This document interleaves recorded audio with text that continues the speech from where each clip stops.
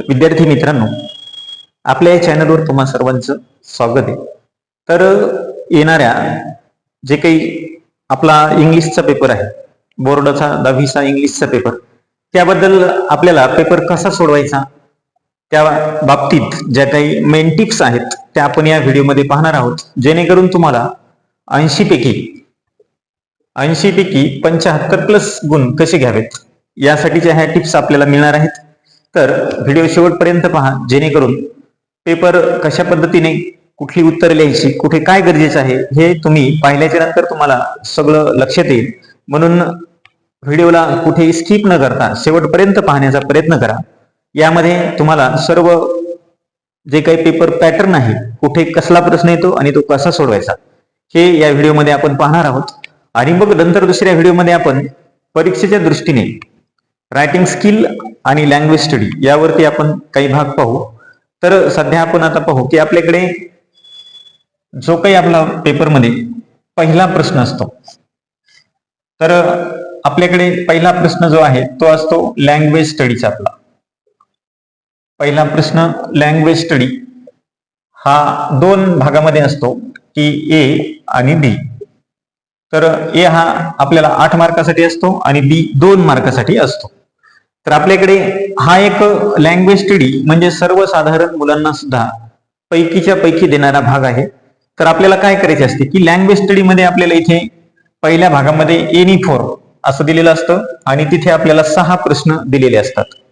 तर यामध्ये पहिला जो प्रश्न असतो आपला की तिथे शब्द देतात आणि आपल्याला एक अक्षर तिथे भरायचे असते. म्हणजे एकदम सोप्या पद्धत आहे की इथे समजा जर आपल्याला की एखादा शब्द दिला की NA हा शब्द आहे, तर इथे आपण सहज नथू असं आपल्याला करायचं असतं. 4 किंवा 6 शब्द दिलेले असतात, आपल्याला ते लिहिल्याच्या नंतर 2 गुण सहज मिळतात. हा सोपा भाग. यानंतर दुसरा यामधला प्रश्न असतो की अल्फाबेटिकल ऑर्डर.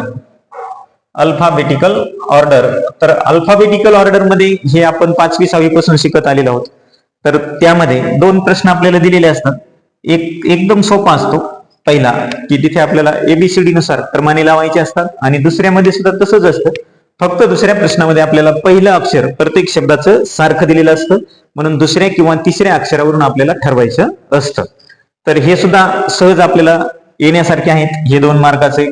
त्यानंतर यामधील आपला जो काही तिसरा प्रश्न असतो तो विरामचिन्हाचा वापर करा असतो. आता विरामचिन्हाचा वापर करत असताना आपल्याला वाक्यानुसार आपल्या पुस्तकातीलच वाक्य असतात, तिथे पहिलं अक्षर आपल्याला कॅपिटल टाकायचं आणि इतर जे काही विरामचिन्ह आहेत ते वाक्य वाचून त्यानुसार आपल्याला बनवायचं असतं. त्यानंतर क्वेश्चन नंबर 4 मध्ये येतं आपल्याला की रिलेटेड वर्ड्स असतं. आता रिलेटेड वर्ड्स वरती आपल्याला काय करायचं असतं की तिथे शब्द देतात आणि त्याच्याशी संबंधित शब्द आपल्याला 4 शब्द लिहायचे असतात. मग जो शब्द दिलेला असेल त्यानुसार आपल्याला ते लिहायचं असतं. त्यानंतर 5 नंबरला असतं एक मोठा शब्द देतात आपल्याला आणि त्यापासून एक छोटे छोटे शब्द आपल्याला तयार करायचे असतात. समजा आपण टीचर हा शब्द घेतला तर यापासून आपल्याला एक छोटे छोटे शब्द 4 बनवायचे असतात. जसं की इथे हर हा एक शब्द झाला, टीच हा एक झाला. अशा पद्धतीने आपल्याला अनेक शब्द त्यापासून बनवता येत असतात. अशी 4 शब्द आपण तिथे बनवायचे असतात. आणि यामध्ये 6 नंबरला एक असतं वर्ड चेन. आता वर्ड चेन हा सुद्धा खूप सोपा असतो. फक्त इथे वर्ड चेन मध्ये आपल्याला नाउन, व्हर्ब किंवा ऍडजेक्टिव्ह असे 3 प्रकार दिलेले असतात. 3 पैकी एक प्रकार असतो. मग नाउनचे असेल तर सरळ सरळ लिहिलं तरी चालतं, व्हर्ब असतील तर सर्व आपले व्हर्बच आले पाहिजे, किंवा ऍडजेक्टिव्ह असेल तर आपले ऍडजेक्टिव्ह आले पाहिजे. जसे की जर समजा आपण व्हर्ब मध्ये प्ले हा शब्द घेतला दिलेला असेल तर वाय वरून आपल्याला एक शब्द एल्प, पुन्हा पी वरून पुट, पुन्हा टी वरून मग आपल्याला टी वरून टीच. अशा पद्धतीने हे शेवटचं पहिलं, शेवटचं पहिलं आणि शेवटचं पहिलं या पद्धतीने आपल्याला वर्ड चेन बनवायची असते. मग इथे ह्या 6 पैकी आपल्याला 4 सोडवायचे असतात, म्हणून पहिला, दुसरा आणि हे सर्व सोपे असतात. यापैकी तुम्ही सहज 4 सोडवले तर तुम्हाला 8 मार्क मिळायला एकदम सहज मिळू शकतात. यानंतर आपला जो काही दुसरा प्रश्न असतो की यावरील, मग दुसऱ्यामध्ये आपल्याला काय राहतं की बी जो असतो तर इथे एक आपल्याला शब्द दिलेला असतो, त्याचा वाक्यात उपयोग करायचा असतो बी मध्ये पहिला, आणि किंवा मग इथेच बी मध्ये आपल्याला क्लॉज दिलेला असतो की ते आपल्याला पूर्ण वाक्य करायचं असतं. या दोन्हीसाठी 1 मार्क असतो. आणि यामध्ये दुसरा एक असतो की सफिक्स आणि प्रेफिक्स किंवा मग ते जे शब्द दिलेले त्याचा वाक्यात उपयोग करायचा असतो. हे दोन्ही प्रश्न आपल्याला सहज सोपे असतात. म्हणून जो काही आपला पहिला प्रश्न आहे लँग्वेज स्टडीचा, हे 10 पैकी 10 आपल्याला सहज मिळू शकतात, थोडस जर आपण बारकाईने इथे लक्ष दिलं तर. यावर आधारित आपण पुढील व्हिडिओमध्ये काही प्रश्न पाहू.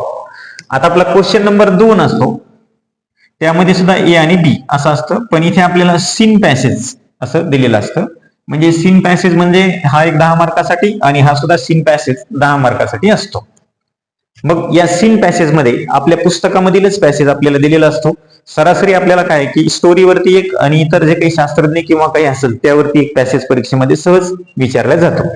तर हे 2 प्रश्न आपल्याला पुस्तकातीलच असतात आणि या 10 मार्कासाठी आपल्याला काय की इथे 5 प्रश्न एका पॅसेजवर विचारले जातात.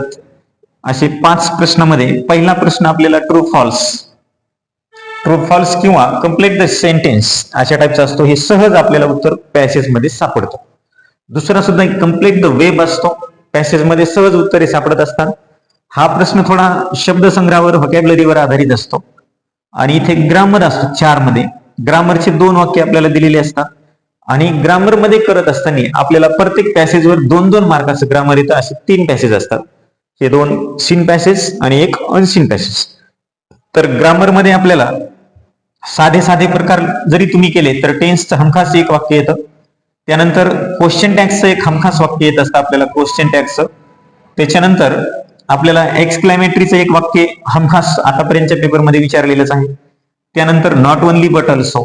हे साधे जरी आपण प्रकार जरी केले तरी आपल्याला एक प्रश्न आपल्याला फक्त डायरेक्ट इनडायरेक्ट किंवा व्हॉइस किंवा डिग्रीचा येऊ शकतो, पण इतर 5 हे आपल्याला साधेच प्रश्न आलेले असतात. म्हणून साधे प्रश्न हे टॉपिक करून घ्यायचे.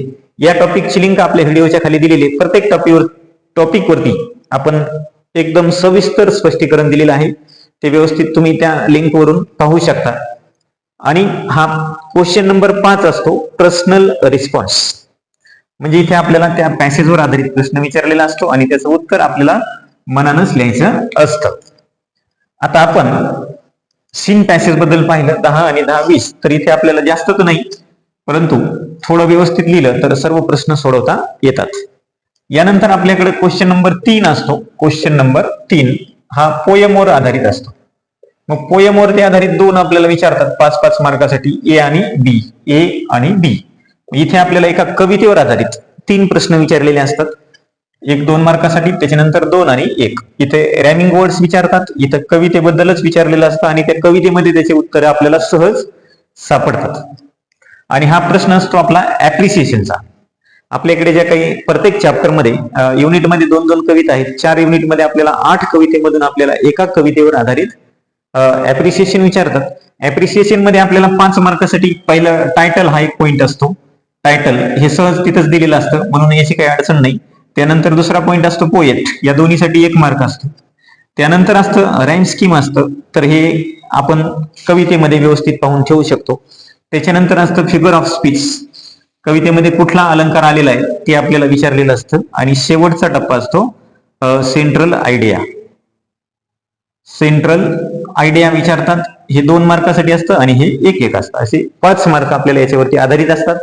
तुम्हाला सेंट्रल आयडिया जरी लिहिता नाही आली तर हे 4 मार्क वरतील 3 मार्क सहज आपल्याला मिळवता येतात. हे झालं आपलं कवितेवर आधारित. आता क्वेश्चन नंबर आपण 4 बघूया. तर क्वेश्चन नंबर 4 मध्ये आपल्याला ए आणि बी हे ठरलेलंच आहे. ए मध्ये आपल्याला अनसीन पॅसेज असतो, अनसीन पॅसेज. मग आता अनसीन पॅसेज हा 10 मार्कासाठी असतो आणि सीन पॅसेजची जी रचना आपण सांगितली त्याच पद्धतीने अनसीन पॅसेजची सुद्धा रचना असते. उत्तरे त्याच पद्धतीने आपल्याला शोधायची असतात. फक्त इथे बी मध्ये काय असतं, समरी रायटिंग असते. समरी रायटिंग हा भाग 5 मार्कासाठी असतो. मग समरी रायटिंग लिहित असताना आपल्याला काय, जर उतारा समजला तर व्यवस्थित लिहा, नसेल समजला तर एक त्याला टायटल टाकायचं आणि तुम्हाला वाटते ते वाक्य काय करायचं, त्या मेन वाक्य त्याला अंडरलाईन करून त्याचा एक छोटा पॅरेग्राफ तयार करायचा. त्याला आपल्याला 3, 3.5, 4 पर्यंत मार्क सहज मिळू शकतात. हे समरी रायटिंग साठी झालं. सोडून कुठलाही भाग द्यायचा नाही, सर्व भाग लिहिण्याचा प्रयत्न करायचा. आता क्वेश्चन नंबर 4 पर्यंत आलो. म्हणजे आपल्याकडे पहिला प्रश्न 10 मार्क, दुसरा प्रश्न 20 मार्क, तिसरा प्रश्न 10 मार्क आणि चौथा प्रश्न 15 मार्क. आता आपण प्रश्न क्रमांक 5 पाहू. आता प्रश्न क्रमांक 5 मध्ये सुद्धा ए आणि बी असतं. मग इथे आपल्याला ए मध्ये हे आपला भाग रायटिंग स्किलचा सुरू झाला. आता क्वेश्चन नंबर 5 पासून आपल्याला रायटिंग स्किल असतं. मग रायटिंग स्किल वरती आपल्याला पहिला ए असतो लेटर रायटिंग. लेटर रायटिंग असतं. मग लेटर रायटिंग मध्ये आपल्याला 2 लेटर दिलेले असतात, एक फॉर्मल लेटर आणि एक इनफॉर्मल लेटर. मग दोन्ही मध्ये आपल्याला जे व्यवस्थित लिहिता येईल ते पत्र आपण निवडायचं आणि ते लिहायचं. दोन्हीपैकी एकच लिहायचं असतं, ते असतं 5 गुणासाठी. आणि इथे बी मध्ये आपल्याला एकतर डायलॉग रायटिंग एक दिलेलं असतं आणि ऑर मध्ये आपल्याला असतं स्पीच रायटिंग. मग आता डायलॉग रायटिंग किंवा स्पीच रायटिंग, तर डायलॉग मध्ये जर आपण पाहिलं तर आपल्याला ए बी आणि सी 1 मार्क आणि हे 3 मार्क अशी रचना असते. एक मध्ये आपल्याला काय दिलेलं असतं, तर इथे आपल्याला की एक जे 4 वाक्य दिलेले असतात ते जबलिंग झालेले असतात, ते आपल्याला क्रमाने लावायचे असतात, 1 गुणासाठी असतं. बी मध्ये आपल्याला 1 वाक्य देतात आणि दुसरं वाक्याचं उत्तर आपल्याला त्यानुसार लिहायचं असतं. आणि सी मध्ये आपल्याला एक दिलेला असतो विषय, त्या विषयावर आपल्याला 3-3, 4-4 वाक्य प्रत्येकाच्या बाबतीत संभाषणामध्ये ते दाखवायचे असतात. किंवा तुम्ही ऑर मध्ये जर स्पीच लिहिलं तर स्पीच तुम्हाला 90 ते 100 शब्दामध्ये स्पीच लिहायचं असतं. आणि स्पीच लिहायला 1-2 स्पीच जर आपण व्यवस्थित करून ठेवले तर तेच स्पीच आपल्याला सरासरी पेपरमध्ये आलेले पाहायला मिळतात. यावर आधारित आपण पुढील व्हिडिओमध्ये सविस्तर कसं स्पीच लिहायचं, कसं पत्र लिहायचं, कसे डायलॉग लिहायचे याबद्दल आपण पाहणार आहोत. सध्या तरी आपण कुठल्या भागाला किती व्हॅल्यू आहे हेच आपण सध्या पाहत आहोत. आता हे दोन्हीपैकी एक लिहायचं असतं 5 मार्कासाठी, म्हणजे आपला क्वेश्चन नंबर 5 कितीला 10 मार्कासाठी झाला. यानंतर आता आपण पाहू की क्वेश्चन नंबर 6. आता क्वेश्चन नंबर 6 जो असतो तर तो असतो इन्फॉर्मेशन ट्रान्सफरचा. यामध्ये 2 प्रश्न आपल्याला विचारलेले असतात. एक असतं आपल्याला पॅरेग्राफ रायटिंग, हा असतो 5 मार्कासाठी. एक आपल्याला चार्ट दिलेला असतो, त्यावर आधारित आपल्याला एक पॅसेज तयार करायचा असतो. किंवा यामध्ये ऑर मध्ये असतं ट्री डायग्राम, किंवा आता हे ट्री डायग्राम असतो तर एक पॅसेज देतात आणि त्यावर आधारित आपल्याला एक डायग्राम तयार करायचा असतो. तर हे 5 मार्कासाठी असतं, आपल्याला दोन्हीपैकी एकच लिहायचं असतं ए. आणि नंतर क्वेश्चन नंबर 6 बी मध्ये इथे आपल्याला एक रिपोर्ट रायटिंग किंवा स्टोरी रायटिंग, हे दोन्ही गोष्टी आपल्याला ऑर मध्ये इथं आलेल्या असतात. मग आपल्याला रिपोर्ट लिहायचा किंवा स्टोरी लिहायची, दोन्हीपैकी एक लिहिल्याच्या नंतर त्याला 5 गुण असतात. व्यवस्थित टायटल द्यायचं आणि लिहायचं. रिपोर्ट जर लिहित असाल तर टायटल टाकायचं, त्यानंतर तुमचं तारीख टाकायची, बातमी आणि बाय रिपोर्टर असं टाकून ते आपल्याला रिपोर्ट लिहायचा असतो. तर हा ए आणि बी क्वेश्चन नंबर 6 सुद्धा आपल्याला 10 मार्कासाठी असतो. आता राहिला आपला एक शेवटचा प्रश्न असतो क्वेश्चन नंबर 7 आणि तो असतो आपला ट्रान्सलेशनचा. मग क्वेश्चन नंबर 7 हा ट्रान्सलेशन असतो. आता ट्रान्सलेशन हा 5 मार्कासाठीचा प्रश्न असतो. यामध्ये आपल्याला 3 भाग दिलेले असतात, ए बी आणि सी. ए मध्ये आपल्याला 4 किंवा 6 शब्द दिलेले असतात, त्याचे मराठीत अर्थ लिहायचे असतात. आपल्याच पुस्तकामधील असतात, ते एकदम सोपे सोपे शब्द आलेले असतात, सहज तुम्हाला हे उत्तर लिहिता येतं.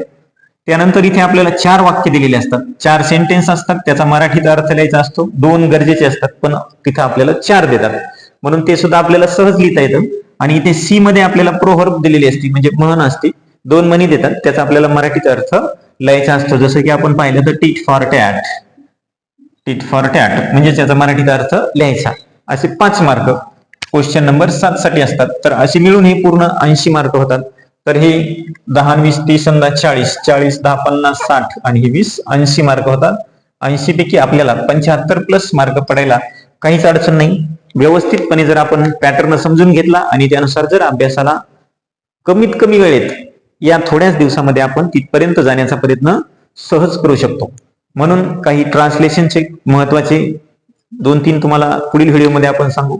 रायटिंग स्किल वरती घेऊ आणि ऍप्रिशिएशन आणि लँग्वेज स्टडी, बाकी जो काही आपला सीन पॅसेज आणि अनसीन पॅसेज आहे यावर आधारित तर नाही, परंतु हे महत्वाच्या भागावरती आपण पुढील व्हिडिओमध्ये चर्चा करू. तोपर्यंत पॅटर्न आता समजलेला असेल, यानुसार आपल्याला प्रत्येक कुठल्या भागाला किती व्हॅल्यू द्यायचा हे लक्षात आलं असेल. ग्रामरच्या प्रत्येक टॉपिक वरती आपला व्हिडिओ आहे. या व्हिडिओच्या खाली डिस्क्रिप्शन मध्ये लिंक दिलेले आहे, त्यावरती जाऊन तुम्ही थोडक्यात जरी तुम्ही ग्रामरचे व्हिडिओ पाहिले तरी तुम्हाला सहज तो भाग समजून जाईल. म्हणून हा व्हिडिओ पूर्ण पाहिला त्याबद्दल धन्यवाद. तर व्हिडिओ आवडल्यास व्हिडिओला लाईक करायला, शेअर करायला आणि चॅनलला सबस्क्राईब करायला विसरू नका. धन्यवाद.